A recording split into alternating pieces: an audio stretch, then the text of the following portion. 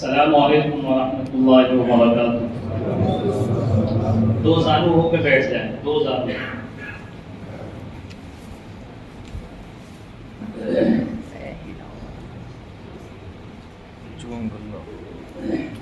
درود شریف پڑھیں۔ اللهم صل على سيدنا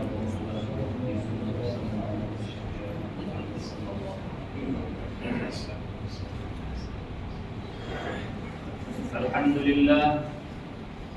لله نحمده ونستعينه ونؤمن به ونتوكل عليه ونعوذ بالله من شرور أنفسنا ومن سيئات أعمالنا من يهده الله فلا مضل له ومن يضلل فلا هادي له ونشهد أن لا إله إلا الله وحده لا شريك له ونشهد أن سيدنا وسندنا ونبينا محمد صلى الله عليه وعلى آله وأصحابه وبارك سلم تسليما كثيرا أما بعد فأعوذ بالله من الشيطان الرجيم بسم الله الرحمن الرحيم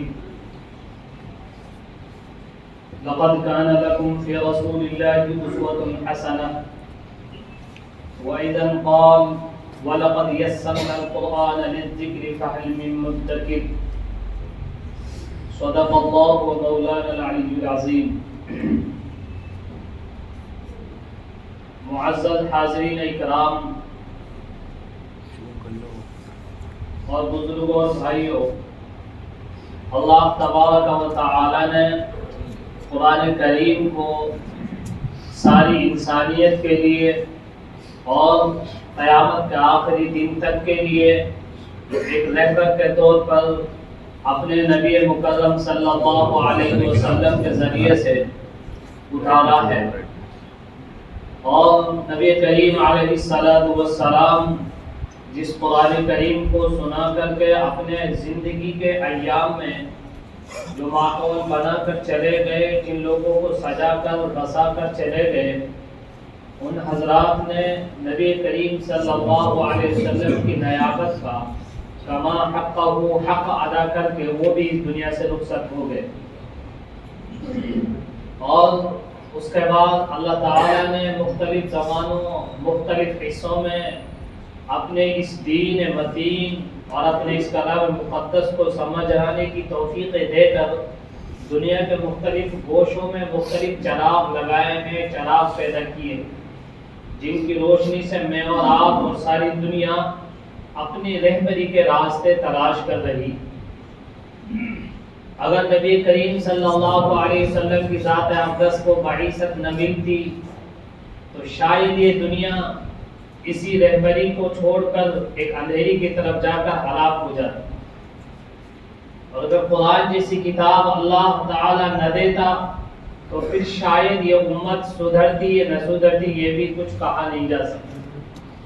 لیکن اللہ تعالیٰ نے ہم سب پر اور ساری انسانیت پر اس وقت جو دنیا میں ہے، جو رہے گی، ایک کرم خاص یہ کیا کہ ایسی کتاب جس کتاب کو اللہ تعالیٰ نے شروع کے الفاظ سے سمجھا کر بتا کر کہہ دیا کہ جو کتاب میں سب کے لیے سب سے اخیر میں سب سے معزز مکرم نبی کے دینے والا ہوں، اس کتاب میں ایک نقطے کے برابر دیگر کتب سابقہ کی طرح کمی بیشی کی گنجائش نہیں ہے، نہ کوئی کر سکتا ہے۔ اسی کو اللہ نے فرمایا ذالک الکتاب لا ریب فیہ، اس کتاب کے اندر کوئی کجی کوئی کمی نہیں ہے اور نہ کوئی کر سکتا ہے۔ پہلی جو کتابیں تھیں ان کتابوں میں لوگوں نے اپنے اپنے طریقے سے تبدیلیاں کی اور منمانے طریقے سے احکام مرتب کیے، لوگوں کو سمجھائے، وہ لوگ ہلاک ہوئے، برباد ہوئے، مختلف عذاب کے شکار ہو کر دنیا سے نیست و نابود ہو گئے۔ لیکن جب سے اس قرآن کریم کو اللہ تعالیٰ نے نازل کیا ہے، اور صاحب قرآن کا احسان یہ ہے کہ اس نے دیگر زمانوں کے ذکر کر، دیگر امتوں کا ذکر کر، دیگر طاقتوں، بادشاہوں، ظالموں کا ذکر کر کے ہمیں یہ بتایا کہ میں سب کو ہلاک کر چکا، سب کو برباد کر چکا، لیکن تمہارے لیے میں نے خاص انتظام یہ کیا ہے کہ تمہیں ہلاک یکسر میں نہ کروں۔ نبی کریم صلی اللہ علیہ وسلم سے وعدہ ہے اللہ تعالیٰ کا کہ اس امت کو دیگر امتوں کی طرح، جیسے کہ موسیٰ علیہ السلام کی نافرمان قوم ہو، نوح علیہ السلام کی قوم ہو، حضرت شعیب علیہ السلام کی قوم ہو، ابراہیم علیہ السلام کے ماننے والے لوگ ہوں، حضرت یوشع نون کے زمانے کے لوگ ہوں، جب انہوں نے نافرمانی کی، یا قوم سبا کے لوگ ہوں، اللہ نے کسی کو ہلاک کیا ہوا کے ذریعے سے، کسی کو ہلاک کیا پانی کے ذریعے سے، کسی کو ہلاک کیا ایک چیخ کے ذریعے سے، اور ان کا نام دنیا میں صرف اتنا ہے کہ ان کو بطور ڈر یا بطور ہدایت عبرت لیا جا سکتا ہے، بطور رہبر ان کا نام نہیں لیا جا سکتا، وہ سب ختم ہو گئے۔ اس امت کے اوپر اللہ تعالیٰ نے احسان کیا ہے، اور نبی مکرم صلی اللہ علیہ وسلم کے صدقے میں احسان ملا۔ حضرت امام غزالی رحمۃ اللہ علیہ سے کسی نے پوچھا کہ حضرت قرآن کے بارے میں بتائیے کہ قرآن کیا ہے؟ جواب دیا کہ قرآن سب سے آسان ہے، سب سے مشکل بھی ہے، قرآن سب سے چھوٹا ہے اور انتہائی گہرا اور بڑا بھی ہے۔ لوگوں نے کہا حضرت جو چھوٹا ہے وہ بڑا کیسے ہو سکتا ہے، اور جو بڑا ہے وہ چھوٹا کیسے ہو سکتا ہے، جو مشکل ہے وہ آسان کیسے ہو سکتا ہے، جو آسان وہ مشکل کیسے ہوگا؟ سمجھ میں نہیں آیا۔ حضرت امام غزالی نے فرمایا قرآن کریم پڑھو، وَلَقَدْ يَسَّرْنَا الْقُرْآنَ لِلذِّكْرِ فَهَلْ مِن مُدَّكِرٍ، جو اسے سمجھنا چاہے، جو اسے یاد کرنا چاہے، 10 سال کا ایک بچہ، 12 سال کا ایک بچہ چند سالوں میں پورے قرآن کریم کو الف لام سے لے کر والناس تک حفظ کر لیتا ہے، یہ اتنا آسان اور گہرا اور مشکل اتنا ہے، اتنا مشکل ہے کہ جس وقت سے قرآن کریم نازل کیا گیا ہے اس وقت سے لے کر رہتی دنیا تک لوگ اس میں تدبر، فکر، اس میں سے مسائل، اس میں سے سائنس، اس میں سے ترقی، اس میں سے دولت، اس میں سے عزت تلاش کرتے کرتے چلے گئے، لیکن اس کا کوئی انتہا نہیں آ سکتا۔ یہ بھاری اتنا ہے، چھوٹا اتنا ہے کہ ذرا سے ہاتھ میں ہی آ جاتا ہے، اور بڑا اتنا ہے کہ قرآن کریم کو جب نازل کرنے کا وقت آیا تو اللہ تعالیٰ نے فرمایا پہاڑوں سے کہ میں اس قرآن کریم کو تمہارے لیے دے سکتا ہوں، تم اس کے وزن کو برداشت کر سکتے ہو، اس کی طاقت کو سمجھ سکتے ہو۔ لو انزلنا هذا القرآن على جبل لرأيته خاشعا متصدعا من خشية الله۔ اے انسان، یا یوں سمجھے کہ میں اپنی زبان میں کہوں، اے امت محمدیہ کے لوگوں، اس قرآن کو جو تم نے سینے سے لگا کر کے اپنایا ہے، جس کو تم نے ایمان لا کر کے عزت دی ہے، اور عزت تمہیں ملی ہے میری طرف سے، تو دیکھو کہ اس قرآن کی عظمت اور بڑائی اور طاقت اتنی ہے کہ اگر میں اس کو پہاڑ پر نازل کرتا، اس کی طاقت اور ہیبت کو پہاڑ بھی برداشت نہ کرتا، چورا چورا ہو جاتا۔ تو یہ مشکل اتنا ہے، وزن اتنا ہے، بھاری اتنا ہے، لیکن اللہ ایک جگہ ارشاد فرماتا بھی ہے وَلَقَدْ يَسَّرْنَا الْقُرْآنَ لِلذِّكْرِ، کہ قرآن کریم کو سمجھنے کے لیے آسانیاں اتنی ہیں کہ اللہ نے اس کے مفاہیم اور معانی کے سمجھانے والے از اول تاخیر پیدا کر دیے، کرتے رہے۔ تمہیں نماز کے مسائل بتانے والے اسی قرآن سے جڑے ہیں، تمہیں روزے کے مسائل بتانے والے اسی قرآن سے اخذ کیے ہوئے ہیں، تمہیں زکوٰۃ کے مسائل بتانے والے اسی قرآن کریم سے سمجھ کر بتانے والے ہیں۔ تمہاری معاشی زندگی، تمہاری معاشرتی زندگی اور معاش و معاد کے مسائل، دنیا و آخرت کے مسائل، عزت و ناموس کے مسائل، ماں اور بہن کے مسائل، بیوی اور بہن کے مسائل، چھوٹے اور بڑے کی تمیز، انسانیت اور غیر انسان حیوانوں کی عزت و تکریم اور احکام و خداوندی پر عمل اور رشتہ داریاں، کاروبار، لین دین، بول چال، اٹھنا بیٹھنا، سونا جاگنا، حتیٰ کہ تمہارا بات کرنا، اشارہ کرنا، سارا کا سارا اسی قرآن کریم میں ہے اور اسی سے سمجھا کر کے بتایا گیا ہے۔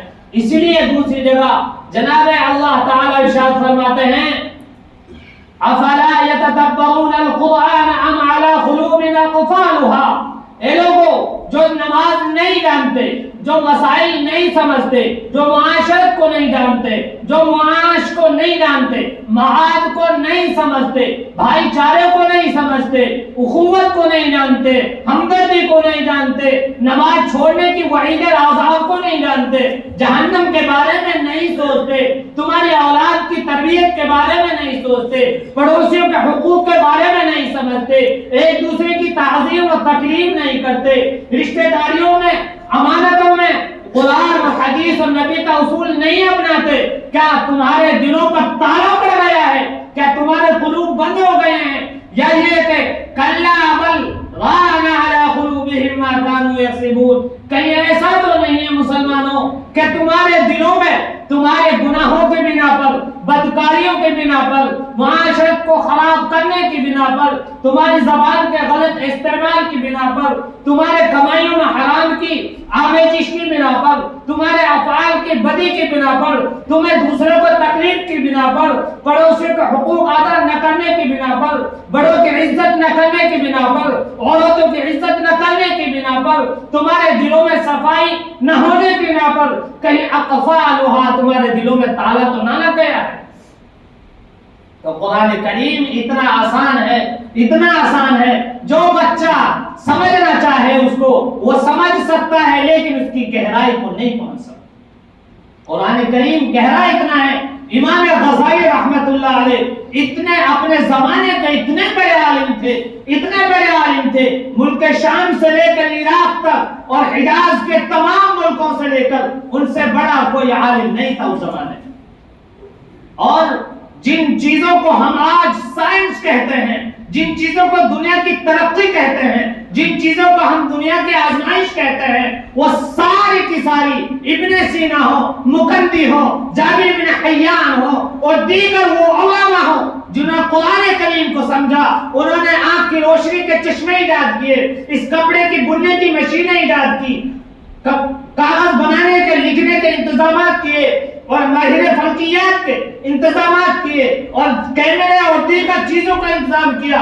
سائنس کو بتلایا گیا کہ آسمان کے دو حصے ہیں، ایک ہیولا ہے کہ جہاں زمین کی سطح ہوتی ہے، ایک وہ حصہ ہے جو زمین سے اوپر کا حصہ ہے کہ جب چیز پھینکی جائے گی زمین کی طاقت، اس کی مقناطیسیت، اس کی چمبک کی بنا پر وہ نیچے آئے گی۔ قرآن نے بتایا ہے اس کے حد سے آگے نکل جائے گی، اوپر پھینکو گے زمین پہ نہیں آئے گی، معلق ہو جائے گی۔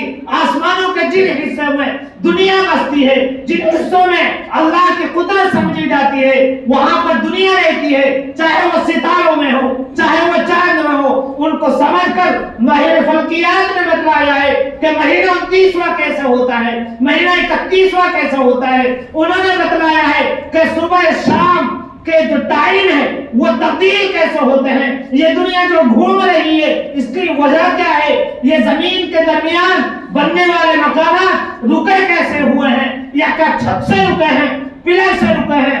سائنس نے بتلایا، آج اس کو سائنس کہتے ہیں، ہماری زبان میں اسے فلسفہ کہتے ہیں، جس کا سب سے بڑا امام مالک کے زمانے میں ابن سینا تھا، اس نے بتلایا، ابن طور تھا، اس نے بتلایا، اور بہت سارے عقلاء ادبا تھے، انہوں نے دنیا کے ہر ترقی کا جو بھی پیمانہ تھا مسلمانوں کے درمیان سمجھا کر سمجھ کر کے پیش کر دیا، اور پھر وہ اپنی دنیا سے رخصت ہو گئے۔ لیکن جب مسلمانوں نے قرآن کو چھوڑا، اس سے سمجھنا چھوڑا، اس سے سائنس سیکھنی چھوڑ دی، اس سے ترقی کے منازل طے کرنے چھوڑ دیے، اس سے ایجادات چھوڑ دی، تو مسلمان ذلیل ہو گیا۔ اسی کو قرآن کہتا ہے ام علی قلوب اقفالها، کیا تمہارے دلوں میں تالا ہے؟ کلا بل ران علی قلوبہم، کیا تمہارے دلوں پر زنگ لگ گئی ہے؟ تم سے پہلے بھی جو لوگ تھے، آسمانوں کی ترقیاں ان کے درمیان رہا کرتی تھی، تم سے پہلے جو لوگ تھے دنیا کی تمام ایجادات انہوں نے کی تھی، کیا انہوں نے کسی آکسفورڈ یونیورسٹی میں پڑھا تھا؟ نہیں، انہوں نے اسی قرآن کو پڑھا تھا۔ پڑھتے چلے جائیے سورہ یاسین کے بعد والصافات صفا فالزاجرات زجرا فالتاليات ذکرا ان الہکم لواحد رب السماوات والارض وما بینہما ورب المشارق انا زینا السماء الدنیا بزینۃ الکواکب وحفظا من کل شیطان مارد. اس آسمان سے، اس زمین سے جو بھی ترقی آسمانوں میں لوگوں نے کی، جو بھی آسمانی ترقی کی، جو بھی زمینی ترقی کی، جو بھی ترقیاں کی ہیں، مسلمانوں صرف اور صرف مسلمانوں کی مرہون منت ہے، تمہاری مرہون منت ہے، تمہاری ایجادات ہے. اگر تم آج اس جگہ پر نہیں ہو جس جگہ پر دنیا اپنا دعوت ٹھوک رہی ہے، تو تمہاری اپنی کمی ہے قرآن کو چھوڑنے کی بنا. طاقت تمہاری ہے. قرآن تمہیں اس لیے نہیں دیا گیا کہ صرف نماز میں پڑھ کے فارغ ہو جاؤ. قرآن اس لیے نہیں دیا گیا کہ اس والے ثواب کے لیے چند دن پڑھ دو. قرآن اس لیے نہیں دیا گیا کہ رمضان کا مہینہ ہے تو پڑھ کر کے پورا کر دو. قرآن اس لیے دیا گیا ہے کہ خدا کے بنائے ہوئے آسمان میں غور کرو. اللہ ارشاد فرماتا ہے افلا ينظرون الى الابل. تم نے غور نہیں کیا کہ اونٹ کو اللہ نے کیسا بنایا ہے.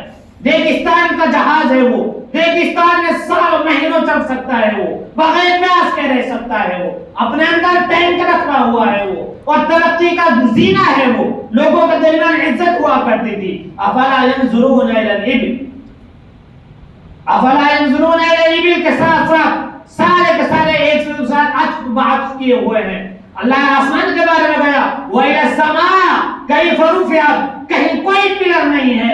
آسمان سے بارش بھی برستی ہے، آسمان سے اولے بھی برستے ہیں، سردی بھی آتی ہے، گرمی بھی آتی ہے، تپش بھی لگتی ہے، تمہارے پھل بھی پکتے ہیں، تمہارے اناج بھی پکتا ہے، کھیتیاں بھی تمہاری ہوتی ہیں، کپڑے بھی تمہارے بنتے ہیں، سانس بھی تمہیں ملتا ہے، آکسیجن بھی تمہیں ملتا ہے.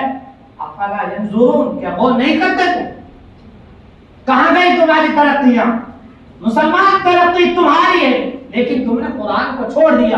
اور قرآن کو اس لیے چھوڑ دیا کہ قرآن مشکل ہے نہیں. قرآن اعلان کرتا ہے وَلَقَدْ يَسَّرْنَا الْقُرْآنَ. اس قرآن کو ہم نے بڑا آسان بنایا ہے. کوئی آئے تو صحیح. دنیا کی ترقیوں کے لیے ہم دن رات ایک کر رہے ہیں، بڑے بڑے پیسے خرچ کر رہے ہیں.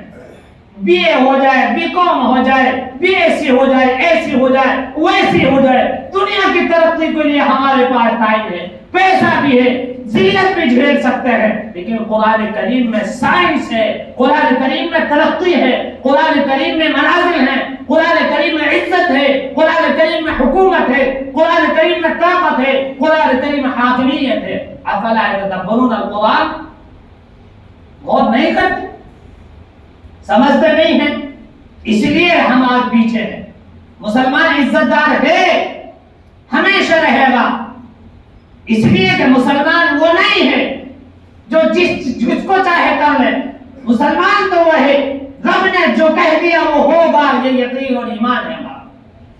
دنیا کی کوئی طاقت زور لگا لے، اگر میرا بس چلے میری زندگی کے آخری لمحے تک، اور مسلمان کے ہر چھوٹے بڑے کا یہی عقیدہ ہے کہ اللہ وہ ہے جو چاہے کر سکتا ہے، اللہ وہ ہے جو بنا سکتا ہے. اللہ نے جب موسیٰ کو سمندر سے آسانی سے نکال دیا اور ظالم کو غرق کر دیا، تو مسلمانوں کو سمجھنا چاہیے کوئی حکومت ظالم ہو سکتی ہے، طاقتور ہو سکتی ہے، اس کا ایک وقت ہے جہاں تک اس کی طاقت. لیکن تمہیں جو عزت ملنے والی ہے، تمہیں جو طاقت ملنے والی ہے، حاکمیت ملنے والی ہے، تم جو منازل طے کر سکتے ہو صرف اور صرف قرآن کریم سے. افلا يتدبرون القرآن. غور کرو اس میں. آج مدرسوں میں 2% بچے پڑھتے ہیں اور آپ یہاں سنتے ہیں کھڑے ہو کر کے زکات صدقہ خیرات سے مدد کی جائے مدرسے کی. شرم کی بات ہے جن مدارس میں قرآن کریم جیسی اعلیٰ کتاب جس کو اللہ تعالیٰ نے تورات سے، زبور سے، موسیٰ سے، حتیٰ کہ آدم سے پہلے لکھ کر کے لوح محفوظ میں محفوظ کر دیا تھا، اس کتاب کو سمجھنے والے امیر نہیں، غریب، فقیر، کمزور طبقے کے پڑھیں گے، اور تمہاری زکات سے وہ پل رہے ہیں، اور اس کو بھی دینے میں تمہیں تھوڑی ہچکچاہٹ ہوتی ہے. اگر امیروں کے بچے مدرسے میں نہیں پڑھ رہے، حضرت تھانوی نور اللہ مرقدہ سے سوال کیا، حضرت آج آپ جیسے لوگ پیدا کیوں نہیں ہوتے؟ حضرت نے فرمایا کہ جب مدارس کا انتظام اور مدارس میں پڑھنے والے طلبہ غریب ہوں گے تو پھر ان کو صرف روزی روٹی کی فکر لگ جائے گی. اس لیے کہ ان کا ایک حصہ ہے جو غربت نے دبا رکھا ہے، اور من جانب اللہ ہے، وہ پڑھ کر کے اس ترقی کو نہیں جا سکتے جہاں ایک فارغ الحال بچہ اپنی روزی کا اعتبار سے بے فکر ہو کر، اپنے خرچ کے اعتبار سے بے فکر ہو کر جب پڑھے گا تو وہ دنیا کی تمام ترقیوں کو حاصل کر لے۔ میرے عزیزوں، ہمیں قرآن کی طرف آنا پڑے گا۔ اگر عزت چاہتے ہیں، اگر حاکمیت چاہتے ہیں، اگر ملوکیت چاہتے ہیں، اگر عزت کے بل جھنڈے گاڑنا چاہتے ہیں تو قرآن کے علاوہ کوئی نہیں ہے۔ آپ قرآن پڑھتے جائیے، قرآن میں صحابہ کو دیکھ لیجئے جن کو بکریاں چرانی نہیں آتی تھی، پتو نے کہا جاتا تھا، کھانے کو نہیں تھا، آسمان کی بلندیوں پر وہ چلے۔ افلا یتدبرون القرآن، اس لیے ہماری ضرورت یہ ہے کہ ہم قرآن کی طرف آئیں، اہل قرآن کو دیکھیں، ان کو سمجھیں اور اپنے اندر یہ جذبہ پیدا کریں اور یہ بات ذہن سے نکال دیں ہم بچوں کو پڑھا لیں گے، پڑھائی کی کوئی عمر نہیں ہے۔ آپ قرآن پڑھ سکتے ہیں، آپ دین حاصل کر سکتے ہیں، آپ عالم بن سکتے ہیں۔ دارالعلوم کے اندر شاید پچھلے ایک سال لاک ڈاؤن میں 75 سال کا ہیڈ ماسٹر شاید بنارس کے کسی علاقے سے تھا، بستی کا تھا، 80 سال کی عمر میں عالمیت کی سند لے کر کے دارالعلوم میں اس کا انتقال ہوا۔ لیکن ہمارے پاس ٹائم نہیں ہے ترقی کے لیے، ہمارے پاس ٹائم نہیں ہے عزت کے لیے۔ اس لیے میری آپ تمام حضرات سے قرآن کریم کی آیات کی جو سے یہ عرضی ہے کہ قرآن کریم کو سمجھنے، اس پر عمل کرنے کے جو راستے ہو سکتے ہیں اس کو کوشش کریں۔ اللہ ہم سب کو عمل کرنے کی توفیق عطا فرمائے۔ وما علینا الا البلاغ۔